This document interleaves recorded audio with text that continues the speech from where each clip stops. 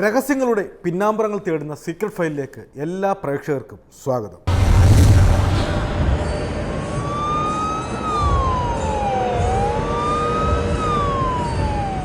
ഒരു കുഞ്ഞ് ജനിക്കുമ്പോൾ തന്നെ മാതാപിതാക്കൾ അവരെപ്പറ്റി നല്ല നല്ല സ്വപ്നങ്ങൾ കണ്ടു തുടങ്ങും. അവരുടെ വിദ്യാഭ്യാസം, വിവാഹം ഉൾപ്പെടെയുള്ള ഭാവി കാര്യങ്ങളെല്ലാം ആ സ്വപ്നങ്ങളിൽ പെടുന്നവയാണ്. ഒരുപക്ഷെ പല മാതാപിതാക്കളും ജീവിക്കുന്നത് തന്നെ കുട്ടികൾക്ക് വേണ്ടി മാത്രമായിരിക്കും. അതാണ് മാതാപിതാക്കളെ പലപ്പോഴും മുന്നോട്ട് ജീവിക്കാൻ പ്രേരിപ്പിക്കുന്ന ഘടകവും. എന്നാൽ കുട്ടികളില്ലാത്തവർക്ക് അതിൻ്റെ തീരാവേദന പറഞ്ഞാൽ മനസ്സിലാകുകയുള്ളൂ. ഇന്ന് ഞങ്ങൾ സീക്രട്ട് ഫയലിലൂടെ നിങ്ങൾക്കായി പറയുന്നത് കുട്ടികൾ ഉണ്ടായിട്ടും കുട്ടികൾ നഷ്ടപ്പെട്ട ഒരു മാതാവിൻ്റെയും പിതാവിൻ്റെയും തീരാവേദനയാണ്.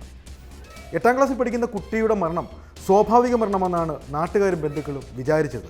എന്നാൽ വർഷങ്ങൾക്ക് ശേഷമാണ് ആ കേസ് തെളിയുന്നത്.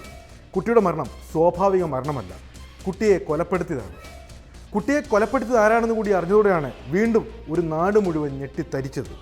കൂടെ പഠിച്ച സ്വന്തം സഹപാഠി. ഇപ്പോഴും ഉൾക്കൊള്ളാൻ കഴിയാത്ത ആ കേസിൻ്റെ പിന്നാമ്പുറ യാഥാർത്ഥ്യങ്ങൾ തേടിയാണ് ഞങ്ങൾ ഇന്ന് യാത്ര ചെയ്യുന്നത്. പത്തനംതിട്ട ജില്ലയിലെ കോന്നി ഗ്രാമത്തിലേക്കൊരു അന്വേഷണ യാത്ര.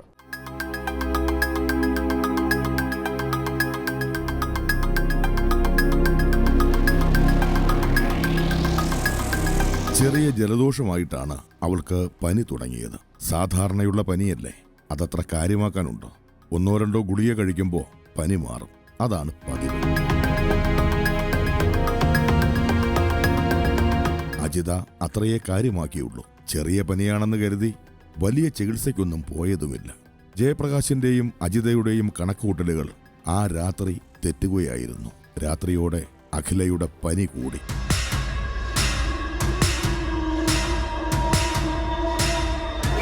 പനി ശമിക്കാൻ ഉറങ്ങുന്നതിന് മുമ്പ് സാധാരണ പോലെ അവൾക്ക് ഗുളിക കൊടുത്തു അവളെ നേരത്തെ കിടത്തി ഉറക്കി. മകളുടെ നിർത്താതെയുള്ള ഞരക്കം കേട്ടാണ് ജയപ്രകാശും അജിതയും ഉണർന്നത്.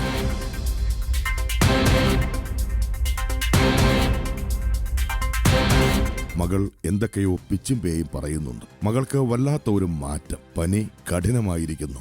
കണ്ണിലെ കൃഷ്ണമണികൾ താളം തെറ്റി സഞ്ചരിക്കുന്നു. സ്വന്തം മാതാപിതാക്കളെ പോലും അവൾക്ക് തിരിച്ചറിയാൻ കഴിയാതെയായിരിക്കുന്നു. ജയപ്രകാശും അജിതയും മകളുടെ ഭാവമാറ്റം കണ്ട് ഞെട്ടി. എന്ത് ചെയ്യണമെന്നറിയാൻ കഴിയാത്ത ഒരവസ്ഥ. പൊടുന്നനെ അവളുടെ കണ്ണുകൾ അടഞ്ഞു. കൈകാലുകൾ തളർന്നു കഴിഞ്ഞു. ശ്വാസം നിലച്ചു. അഖില എന്ന 7 വയസ്സുകാരി ആ രാത്രി മരണത്തിന് കീഴടങ്ങി.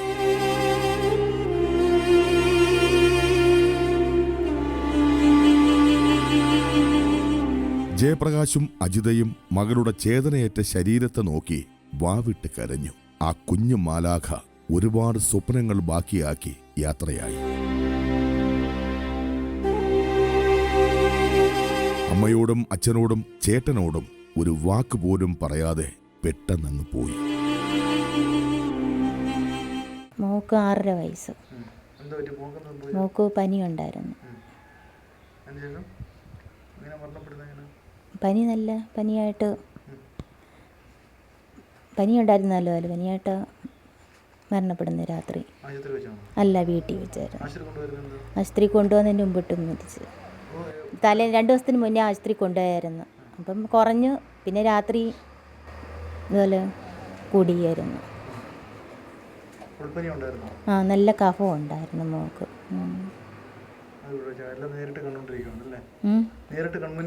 രാത്രിയിലായതുകൊണ്ട് ഉറക്കത്തിലായിരുന്നു.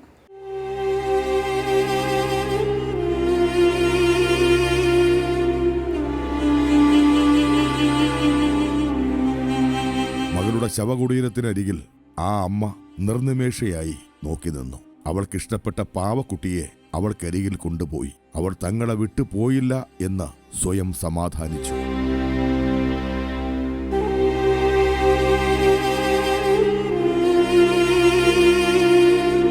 കണ്ണെത്തും ദൂരത്ത് തന്നെ അവളെ സംസ്കരിച്ചു.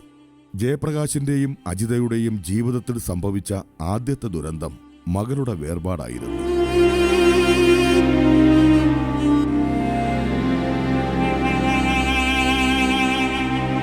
മകളുടെ ഓർമ്മയിൽ നിന്നും അവർ പിന്നെ ഒരിക്കലും മോചിതരായില്ല. നാട്ടുകാരും ബന്ധുക്കളും ആശ്വാസവാക്കുകളുമായി അവരോടൊപ്പം കൂടി.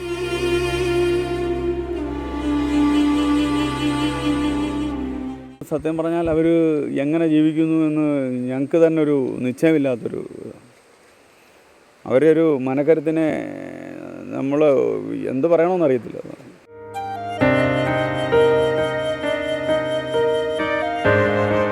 മകനായിരുന്നു പിന്നെ ആ മാതാപിതാക്കളുടെ സ്വപ്നങ്ങൾക്ക് നിറം പകർന്നത്.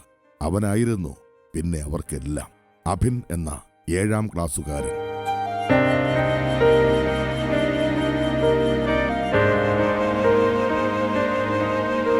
പോത്തുപാറ ഗ്രാമത്തിന്റെ പ്രിയ മകനായി മാറി.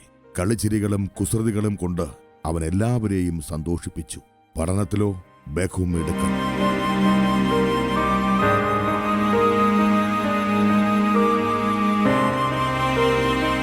സ്കൂളിലെ എന്ത് കാര്യത്തിനും അവൻ എപ്പോഴും മുന്നിൽ തന്നെ ഉണ്ടാകും. ജയപ്രകാശിന്റെയും അജിതയുടെയും മനസ്സിലെ ആ വലിയ മുറിവ് അവൻ ഇതിനോടകം നികത്തിക്കഴിഞ്ഞിരുന്നു.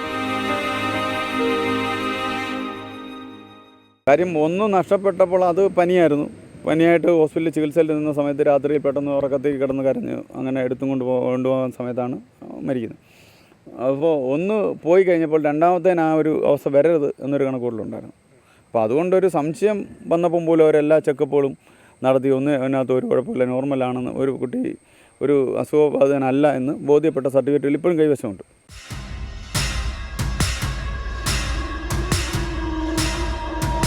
ഒരു ഉച്ച കഴിഞ്ഞ നേരമായിരുന്നു അന്ന്. സ്കൂളിൽ നിന്നും പതിവില്ലാതെ ഒരു ഫോൺ വിളി വീട്ടിലേക്ക്.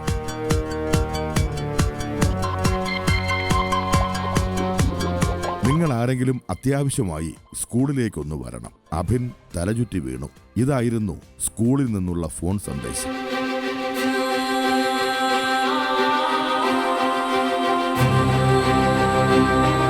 വർദ്ധിച്ച ആദിയോടെ മാതാപിതാക്കൾ സ്കൂളിലേക്ക് ഓടി.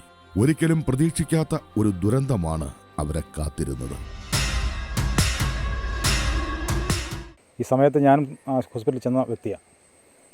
അവിടെ ചെന്നപ്പോഴും ഞങ്ങൾ ഇവിടുന്ന് പോകുന്നതും കുഞ്ഞ് മയങ്ങി വീണ് പിന്നെ മരണപ്പെട്ടു എന്ന് പറഞ്ഞാണ് നമുക്ക് അറിവ് കിട്ടുന്നത്. അപ്പോൾ ഞങ്ങളും പോകുന്നത് അങ്ങനെ ഉണ്ടെങ്കിൽ ഒരു കാരണവശാലും പോസ്റ്റ്മോർട്ടം വേണ്ട, അല്ലാതെ നമുക്ക് ബോഡി കിട്ടുവാണെങ്കിൽ അതായിരിക്കും ഏറ്റവും നല്ലത്. കാരണം കുഞ്ഞിനെ കീറി മുറിക്കേണ്ട എന്നുള്ള രീതിയിൽ തന്നെയാണ് ഞങ്ങൾ അവിടെ ചെല്ലുന്നത്.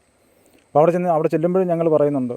അപ്പോൾ ഞങ്ങളുടെ ഒരു ധാരണ ഉണ്ടായിരുന്നു. കാരണം ഈ കുഞ്ഞ് മറ്റേ ഇളയ കുഞ്ഞ് ഇങ്ങനെ മരിച്ചപ്പോൾ ഇനി അതിൻ്റെ എന്തെങ്കിലും ഇതാണോ, അപ്പോൾ ആ ഒരു പ്രതീക്ഷയാണ് നമ്മളും പോകുന്നത്. അപ്പോൾ അവിടെ ചെന്ന് ഞങ്ങൾ ഇതും പോലീസ് ഉദ്യോഗസ്ഥരോടൊക്കെ സംസാരിച്ചിട്ട് ഞങ്ങൾ പറയും പോസ്റ്റ്മോർട്ടം ചെയ്യാതെ കിട്ടണം എന്ന രീതിയിൽ തന്നെ ഞങ്ങൾ സംസാരിച്ചു. എന്നാൽ ഒരു കാര്യം ചെയ്യാം, അവരും പറഞ്ഞു എന്നാൽ ഒരു കാര്യം ഒരു ദിവസം ഇവിടെ ഇരിക്കട്ടെ, നമുക്ക് നാളെ അത് ചെയ്യാം, പിന്നെ എന്താ വെച്ചാൽ ചെയ്യാം. അങ്ങനെ പറഞ്ഞ സെയിം പറഞ്ഞിട്ടാണ് നമ്മൾ തിരിച്ചു വരുന്നത്. തിരിച്ച് ഞങ്ങളൊരു 2 കിലോമീറ്റർ പിന്നിട്ടപ്പോൾ തന്നെ ഒരു ചെറിയ സൂചന കിട്ടി, സ്കൂളിൽ അടിയായിരുന്നു എന്നുള്ള സമയം.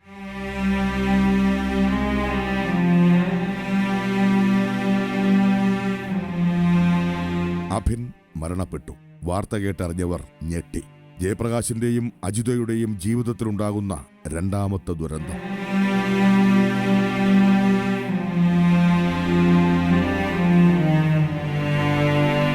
അവർക്കെങ്ങനെ അത് താങ്ങാനാകും? അതായിരുന്നു ഓരോരുത്തരുടെയും ചിന്ത. അസുഖബാധിതനായിരുന്ന വിദ്യാർത്ഥി സ്കൂളിൽ തലചുറ്റി വീണ് മരിച്ചു. അതായിരുന്നു സ്കൂൾ അധികാരികളുടെ വിശദീകരണം. എല്ലാവരും ആ വാക്കിൽ വിശ്വസിച്ചു.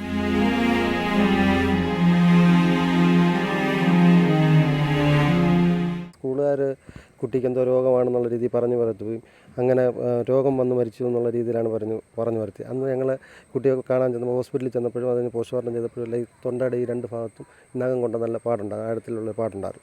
ആ പാട് കണ്ടപ്പോൾ തന്നെ അറിയാം ഇത് അന്നേരം അടിപിടിയാണെന്ന് പറയുന്നു. അന്നേരം അങ്ങനെ സംഭവിച്ചാണെന്നറിയാം. അന്നേരം സ്കൂളുകാർ ഇത് മറച്ചു വെച്ചുകൊണ്ട് കുട്ടിക്ക് രോഗമാണെന്നുള്ള രീതി വരുത്തി തീർത്ത് കേസ് ഒതുക്കാനാണ് അവർ ശ്രമിച്ചുകൊണ്ടിരുന്നത്.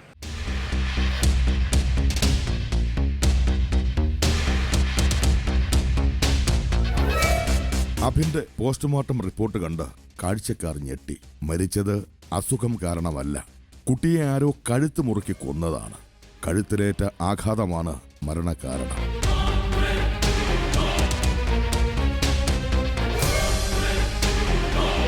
പക്ഷേ കൊലയാളി ആര്? വൈകിയില്ല, കൊലയാളിയെയും കണ്ടുപിടിച്ചു. അഭിനെ കൊന്നത് സഹപാഠിയായ വിദ്യാർത്ഥി. 8ാം ക്ലാസ്സുകാരൻ സ്വന്തം സഹപാഠിയെ കഴുത്ത് മുറുക്കി കൊന്നു.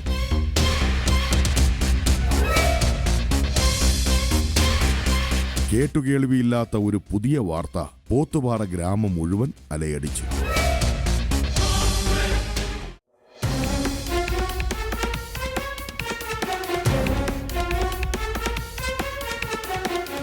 ഉച്ച കഴിഞ്ഞുള്ള സമയം കുട്ടികൾ പലവിധ കളികളിലും ജോലികളിലും ഏർപ്പെട്ടിരിക്കുകയായിരുന്നു.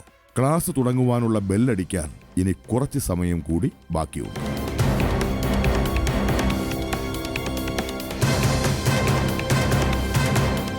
എട്ട് ബിയിൽ ഒരു ബഹളം. കുട്ടികളെല്ലാവരും അങ്ങോട്ടേക്ക് ഓടുന്നു. എന്താണ് സംഭവിച്ചതെന്ന് കുട്ടികൾക്ക് മനസ്സിലാകുന്നില്ല. എങ്കിലും ഒരു വേള അവർ ആ കാഴ്ച കണ്ടു. അഭിനും മറ്റൊരു കുട്ടിയും തമ്മിൽ അടികൂടുന്നു. പലരും പിടിച്ചു മാറ്റാൻ ശ്രമിച്ചെങ്കിലും കുട്ടികൾ പിന്മാറുന്ന ലക്ഷണമില്ല. തന്റെ വീടിന്റെ തൊട്ടടുത്തുള്ള കുട്ടിയെ സഹപാഠി കഴുത്തിന് കുത്തിപ്പിടിച്ചു നിൽക്കുന്നു. ആ സംഭവം വ്യക്തമായി തന്നെ കുട്ടി കണ്ടു.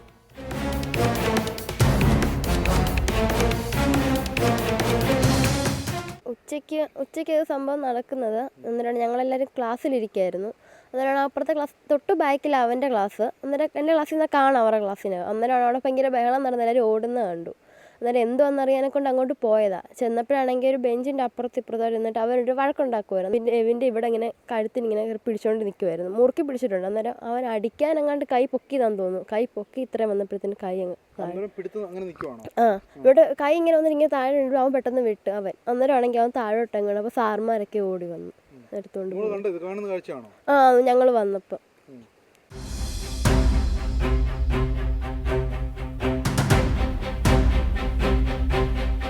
സംഭവം കണ്ടതിന് കാഴ്ചക്കാരായ കുട്ടികൾ ഒരുപാടുണ്ടായിരുന്നു.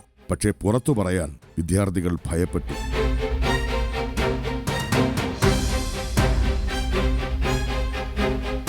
സ്കൂൾ അധികാരികളെ അവർ ഭയപ്പെട്ടിരുന്നു. അപ്പോഴേക്കും സ്കൂൾ അധികാരികൾ മറ്റൊരു കഥ മെനഞ്ഞെടുത്തിരുന്നു. കുട്ടി അസുഖം ബാധിച്ച് മരിച്ചു. അങ്ങനെ എല്ലാ പേരെയും വിശ്വസിപ്പിച്ചു. ആദ്യം പറയുന്നത് കുട്ടി സ്കൂളിൽ ഗ്രൗണ്ടിൽ കളിച്ചുകൊണ്ടിരുന്നപ്പോൾ മയങ്ങി വീണു, എടുത്ത് ഹോസ്പിറ്റലിൽ കൊണ്ടുപോയി എന്നാണ് പറഞ്ഞത്. പക്ഷെ നമ്മളത് വിശ്വസിച്ചു. ശരിയായിരിക്കും എന്ന് വിചാരിച്ച് നമ്മൾ വേറെ മറ്റു ഹോസ്പിറ്റലിലോട്ട് കൊണ്ടുപോകണം, അതിന് തയ്യാറെടുത്തോളാൻ പറഞ്ഞു. നമ്മൾ അവരെ കൊണ്ടുപോകാനുള്ള തയ്യാറെടുപ്പ് ചെയ്തു എന്ന് അവർ പറയുന്നു. പക്ഷേ ഞങ്ങളെ കൊണ്ടുവന്ന് കാണിക്കുമ്പോൾ ഒരു കൂട്ടം ആളുകൾ വട്ടം കൂടി നിൽക്കുക. അകത്തോട്ട് ആരെയും കയറ്റി വിടുന്നില്ല. ഡോക്ടർമാർ ഇങ്ങനെ നെഞ്ചത്തിട്ട് ഉണ്ട്. ഹോസ്പിറ്റലിലാണ് ഞാൻ കാണുന്നത്, ഞാൻ സ്കൂളിലല്ല.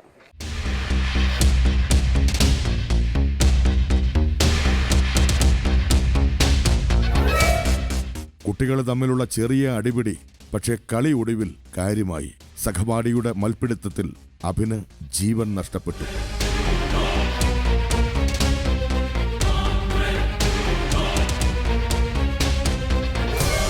രണ്ടുപേർക്കും തിരിച്ചറിവുള്ള പ്രായം പോലുമായിട്ടില്ല. 8ാം ക്ലാസ്സിൽ പഠിക്കുന്ന കുട്ടികൾക്ക് എന്തറിയാം?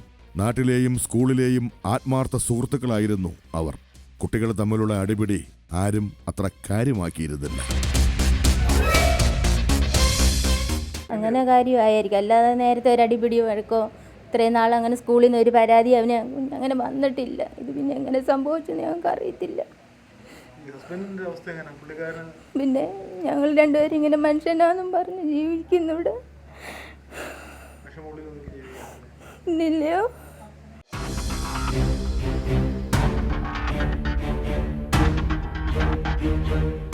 ഒരു വർഷക്കാലം അഭിന്റെ മരണരഹസ്യം ആരും അറിഞ്ഞിരുന്നില്ല.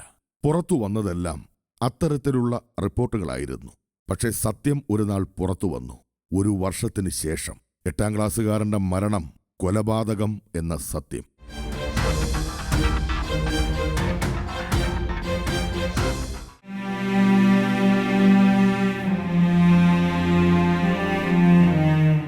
ഈ വീടിന്ന് ശോകമൂകമാണ്.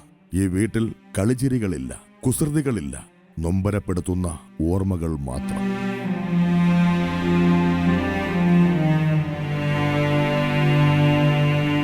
അജിതയെ പിന്നെ ചിരിച്ചാരും കണ്ടിട്ടില്ല. ആ അമ്മ വീട്ടിൽ നിന്നും പുറത്തിറങ്ങാറില്ല. മക്കളുടെ ഓർമ്മകളുമായി ഈ വീട്ടിൽ കഴിച്ചുകൂട്ടുന്നു.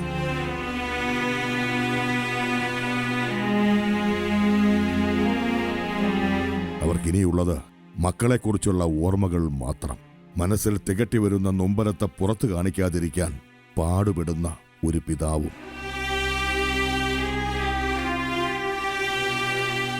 പിന്നെ മറന്നല്ല പറ്റുമോ? മറക്കാതിരിക്കാൻ ഒരിക്കലും അത് മറക്കാൻ പറ്റത്തില്ല. ഇങ്ങനെയുള്ളൊരു ഗതി ഒരു അച്ഛനും അമ്മയ്ക്കും ഒരിക്കലും വരരുത്. ഇങ്ങനെ ഞങ്ങൾക്ക് വന്ന പോലെ വേറൊരു അച്ഛനമ്മയ്ക്ക് ഇങ്ങനെ ഒരു ഗതി ഒരിക്കലും വരരുത്. ഉള്ളി ഒതുക്കാൻ പിന്നെ ഞങ്ങൾ എന്ത് ചെയ്യാം, ഉള്ളി ഇങ്ങനെ ഒതുക്കി ഓരോ ദിവസം ഇങ്ങനെ കഴിഞ്ഞു പോകുന്നു മനുഷ്യനാന്നും പറഞ്ഞു.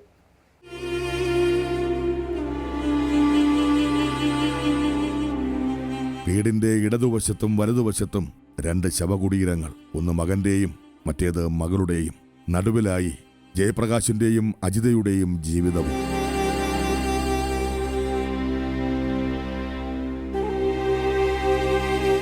മക്കൾ മരിച്ചിട്ടില്ല എന്ന് പല ആവർത്തി മനസ്സിനോട് പറയും. അവർ സ്കൂളിൽ പോയിരിക്കുകയാണെന്നുള്ള തോന്നൽ മനസ്സിലുണ്ടാകും.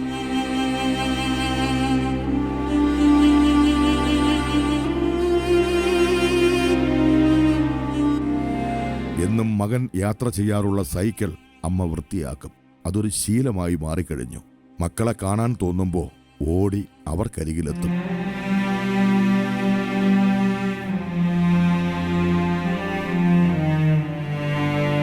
മനസ്സിൽ തോന്നുന്ന വിഷമവും സങ്കടവും ഒക്കെ ആ കുഴിമാടങ്ങളെ നോക്കി പറയും. കണ്ണീരിൽ കുതിർന്ന ഒരു നൊമ്പര കാഴ്ച.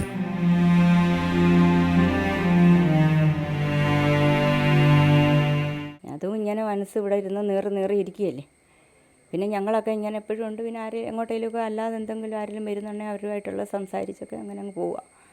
ഓരോ ദിവസങ്ങൾ അവർ തള്ളി നീക്കുന്നു എന്ന് പറഞ്ഞാൽ മതി. ഒരർത്ഥമില്ല, ജീവിതത്തിൽ ഒരർത്ഥവും ഇല്ലല്ലോ.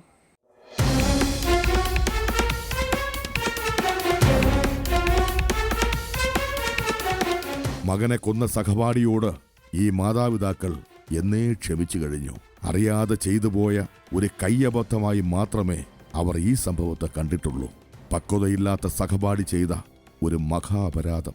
പക്ഷേ ആ സംഭവം ഒളിപ്പിച്ചു വച്ച സ്കൂൾ അധികാരികളോട് അവർ ഒരിക്കലും ക്ഷമിച്ചു എന്ന് വരികയില്ല.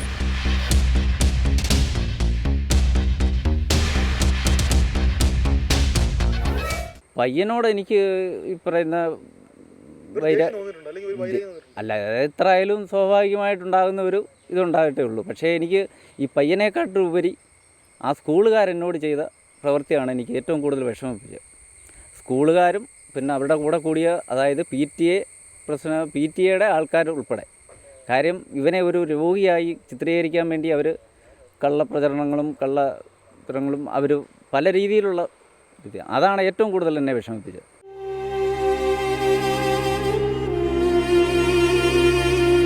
മക്കൾ നഷ്ടപ്പെട്ട ഒരമ്മയുടെയും അച്ഛൻ്റെയും തീരാവേദന. ജീവിതത്തിൽ ഇനി അവർക്ക് പ്രതീക്ഷകളില്ല, കാത്തുവയ്ക്കാൻ സ്വപ്നങ്ങളില്ല. എങ്കിലും ഇവർ ജീവിക്കുകയാണ്, തങ്ങളുടെ പൊന്നോമനകൾ നഷ്ടപ്പെട്ടിട്ടില്ല എന്ന തോന്നലുകളുമായി.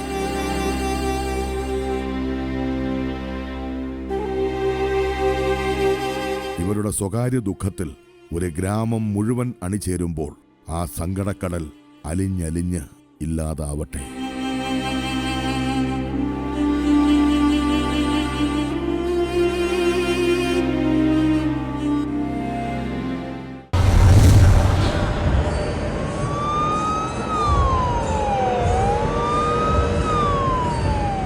സത്യം എത്ര മൂടിവെക്കപ്പെട്ടാലും അതൊരിക്കൽ മറന്നേക്ക് പുറത്തു വരും എന്ന യാഥാർത്ഥ്യമാണ് ഈ കേസിൽ വീണ്ടും തെളിയിക്കപ്പെട്ടിരിക്കുന്നത്.